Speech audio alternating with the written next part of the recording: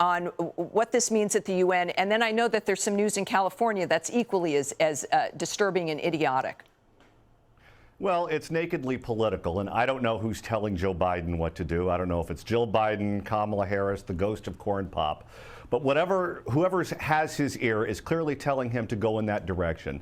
He's taken a 10-point drop in his public opinion approval rating since the debacle in Afghanistan. And if controlling arms and trying to bring about world peace is what you're about, then for heaven's sake, don't give the Taliban weapons and tanks and information like it's Halloween candy. But this is in the tradition of what Joe Biden and his administration does. Go back to the Fast and Furious when he was vice president of the United States, and they were doing the same thing by giving guns to the Mexican drug cartels.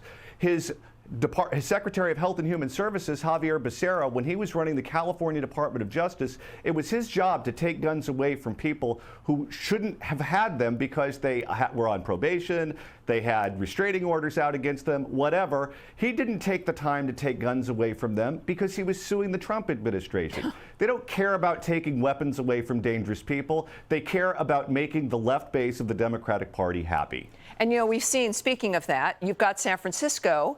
And from what we're told, they are now wanting to pay the worst of the worst to not shoot other people. You'll get like a $300 gift card. Do you think that's going to solve the mentality of gang members and others who are inclined to shoot their way through life?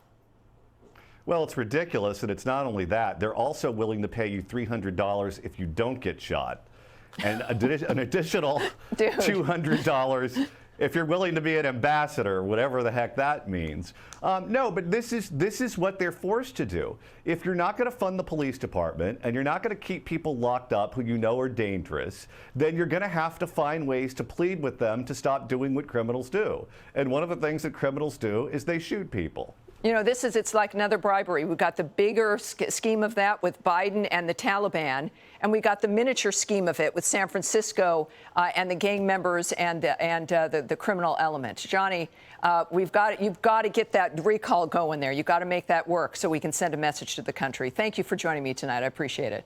Hey, Sean Hannity here.